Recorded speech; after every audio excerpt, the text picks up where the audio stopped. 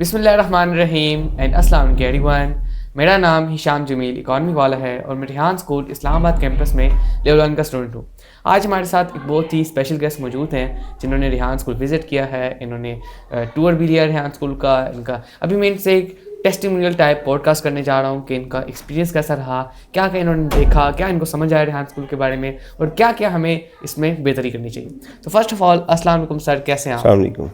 ठीक, अल्हम्दुलिल्लाह, शुक्र। अच्छा सर, फर्स्ट ऑफ ऑल मैं आप चाहूँगा कि आप अपना एक इंट्रोडक्शन करा दें हमें डिटेल से, ताकि हम आपको अच्छी तरह से जान सकें, आपके प्रोफेशन को जान सकें, तो फिर हम कंटिन्यू कर लें पॉडकास्ट। जी, मैं मोहम्मद आसिफ मंजूर सादिकाबाद से, district Rahimyar Khan, 22 year education experience के साथ, स्कूलिंग का एक्सपीरियंस और नर्सरी क्लास से क्लास मैट्रिक तक की टीचिंग का एक्सपीरियंस। तो आज यहाँ आना हुआ रिहान अल्लाह वाला कैंपस इस्लामाबाद। तो मेरी बड़ी ख्वाहिश थी कि मैं इस सिस्टम को करीब से देखूं। सोशल मीडिया पे देखा चीज़ों को, लेकिन करीब से देखने की ख्वाहिश जो है आज मुझे रिहान अल्लाह वाला इस्लामाबाद कैंपस ले आई। ठीक है। अच्छा सर, मतलब आपने देखा स्कूल्स तो वैसे और भी हैं, वो भी होते हैं सोशल मीडिया पे, तो आप में क्या, आपको कैसा, क्या मतलब ऐसा यूनिक लगा, ऐसा अच्छा लगा, डिफरेंट लगा जो आप स्कूल में आगे देखने के लिए अपनी आंखों से कि क्या है? जी, ये वाकई एक यूनिक और डिफरेंट सिस्टम आज मैंने यहाँ पे इसको ऑब्ज़र्व किया, देखा कि ख़ास तौर पे जो स्टूडेंट्स का कॉन्फिडेंस है और उनको मैंने प्रैक्टिकली जो है ना वो चीज़ों को करते हुए देखा। और जैसे अभी ये बेटा मेरे साथ जो बैठा हुआ है, ये भी यहाँ स्टूडेंट है और आज ये पॉडकास्ट कर रहा है और बहुत कॉन्फिडेंस के साथ मेरे साथ जो है ना वो मौजूद है। तो इसी तरह बाकी जो बहुत छोटी एज के बच्चों को भी मैंने यहाँ बहुत कॉन्फिडेंट देखा और अपनी वर्किंग करते हुए देखा मैंने इनको। ठीक है, गुड। अच्छा सर, आपने स्कूल देखा, विजिट किया आपने, टूर सारा किया? जी, मैंने। अच्छा, तो आपका वो एक्सपीरियंस कैसा रहा? आपने बच्चों से मिले होंगे, बात की होगी, उनको देखा होगा काम करते हुए, क्योंकि टीचर्स हमारे स्कूल में है नहीं, लैपटॉप्स मोबाइल सारे छोटे छोटे बच्चे लैपटॉप्स पर लगे, तो वो आपका कैसा एक्सपीरियंस था? आपको लगता है ये काम सही है? जी, ये बहुत ये जो आपने क्वेश्चन आपका बहुत अच्छा है कि ये बहुत यूनिक था। यानी मैं जब क्लासरूम्स विज़िट कर रहा था तो जाहिर है मैं ट्रेडिशनल स्कूलिंग से हूँ, तो मैं टीचर ही ढूंढ रहा था और मुझे यहाँ पे कोई टीचर नहीं मिला। स्टूडेंट है जो खुद सीख गया है, वो दूसरों को सिखा रहा है। जितना एक स्टूडेंट ने सीख लिया है वो दूसरे बच्चे को, छोटे अपने भाई को सिखा रहा है। तो ये आइडिया जो है ये बहुत यूनिक है, तो ये बहुत हट के है ट्रेडिशनल स्कूल से। अच्छा, ऐसा भी है सर, ये नहीं है कि किसी को थोड़ा सा आता है वो सिखा रहे हैं, सिखाते हैं सब, लेकिन ये है कि हमारे स्कूल में फैसिलिटेटर्स हैं।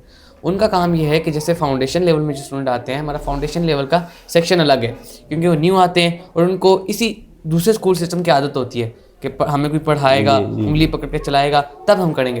तो जब 4-5 महीने हम वहाँ पे उनको अलग सेक्शन में रखते हैं, फैसिलिटेटर्स उनको उनके दिमाग से ये निकाल देता है कि आपको कोई पढ़ाएगा। उन 4-5 महीने उनको समझ आ जाती है। जब सेक्शन करके यहाँ पे आते हैं ना, तो वो खुद को समझ, उनको इतनी समझ आ जाती है कि हमें काम खुद करना है, हमारा कोई मदद करने वाला नहीं है। जैसे पाकिस्तान में देख लें, कोई भी आप एग्जांपल ले लें, या आप किसी को काम कहेंगे तो कहेंगे चलो आप कर दो, किसी को कह देंगे तो इन्होंने नहीं किया, मैंने भी नहीं किया, इस तरह होता है। तो सर कहते हैं कि आप देखो, आप कर दो, ये ना देखो कि कोई कर रहा है, किसी ने किया, करो, बस बात खत्म। अब उसमें आपको एग्जाम्पल देता हूँ। सर, मैं टीवी का रिमोट मुझे दिया, सर ने बोला रिमोट लगा दो। सर यहाँ आए थे तो मैंने बोला सर मुझे नहीं टीवी चलाने आती ना, इसकी वायर नहीं कनेक्ट करने आती, यूट्यूब नहीं खोलना आता। बोलते हैं फिर तो तुम ही खोलोगे। बोलते हैं नहीं, मैंने बोला आता ही नहीं। बोलते खोलोगे तो आएगा ना, तो फिर खोला। तो इसलिए ट्राई करने से आता है। तो इसलिए इनको जो है, इनके टीचर्स AI हैं, आर्टिफिशियल इंटेलिजेंस, कोई भी इनको प्रॉब्लम होता है तो पहले ही ChatGPT AI से पूछते हैं, वो इनको हल बताता है, फिर उससे भी ना सॉल्व हो, फिर हमारे पास आते हैं, प्रिंसिपल के पास, वाइस प्रिंसिपल के, फिर जो इनको मसला सॉल्व कराते हैं। तो मेन मकसद टीचर्स का यही होता है, सिखाना। तो अगर आप सिखा कोई और भी रहा है तो वो भी टीचर ही है आपका, तो टीचर हैं लेकिन AI है, तो ये बात है।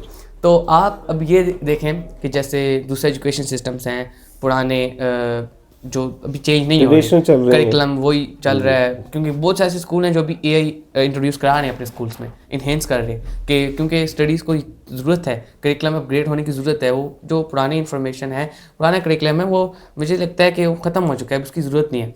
तो आपको नहीं लगता कि उनको भी अपग्रेड होना चाहिए, एआई को इंट्रोड्यूस कराना चाहिए अपने स्कूल्स में, एआई का इस्तेमाल करना चाहिए और इस चीज़ को सिखाना चाहिए? जी हाँ, नो डाउट। देखें, एआई अब इस वक्त जो है वो एक हकीकत बन के एक सामने आ रहा है, तो ये तो हर इदारे की ये ज़रूरत है कि वो सिखाएं और इस तरफ अपने स्टूडेंट्स को ले जाएं।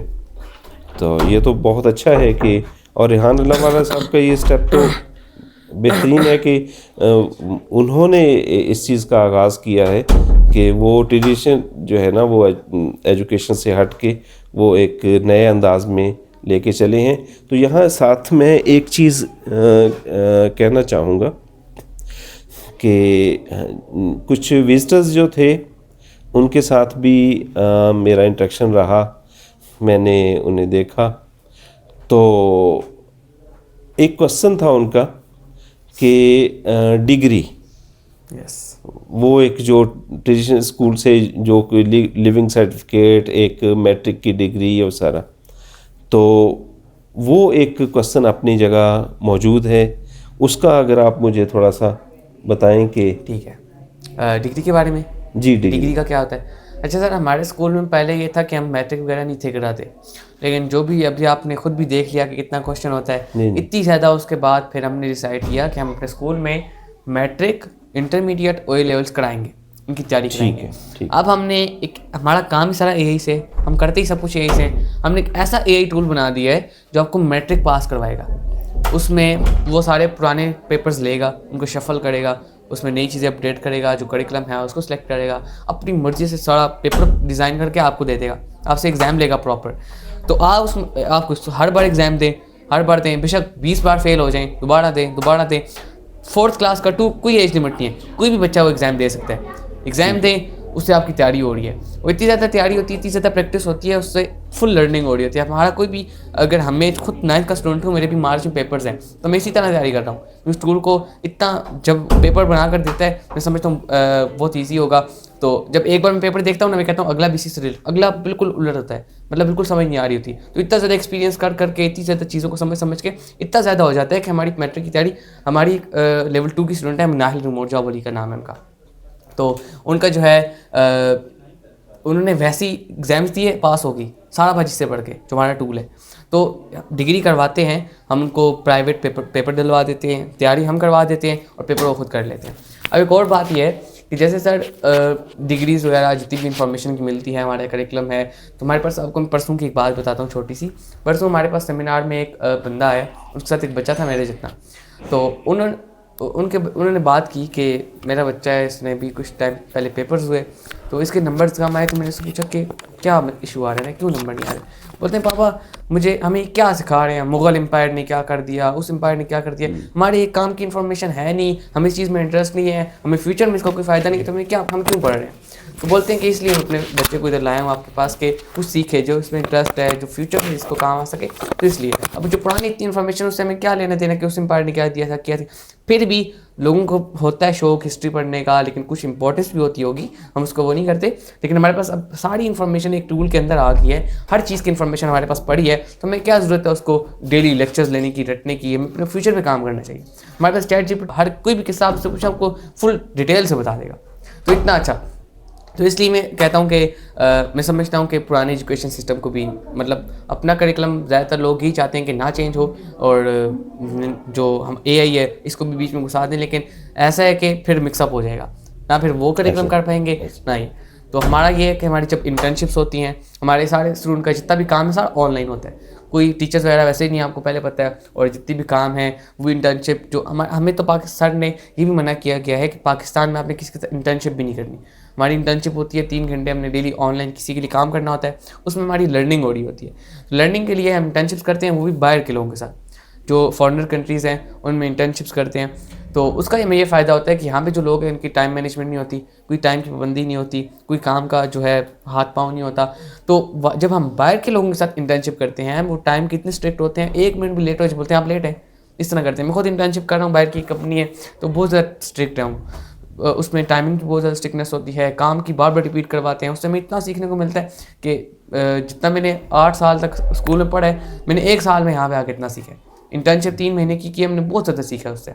तो उसमें ये अर्निंग भी हमारी इसी तरह से छोटे मोटे कामों से ऐसे अर्निंग हो जाती है, आपको पता भी नहीं लगता कि सर कहते हैं क्योंकि आप सीख रहे हैं तो अर्निंग का इतना मसला नहीं है, आप सीखो।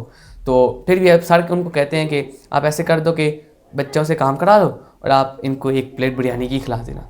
अब जो अमेरिका की बिरयानी है वो वहाँ पे $20-25 की बिरयानी है, जो पाकिस्तानी 7-8 हज़ार बनता है। तो अगर डेली की आपको एक बिरयानी भी खिला रहा है, डेली 7-8 हज़ार दे रहा है, तो कितने बनते हैं? अच्छी खासी पे बन जाती है। बच्चा अपना सारे सिस्टम चला सकता है, घर चला सकता है, पूरा घर चलता है पाकिस्तान में।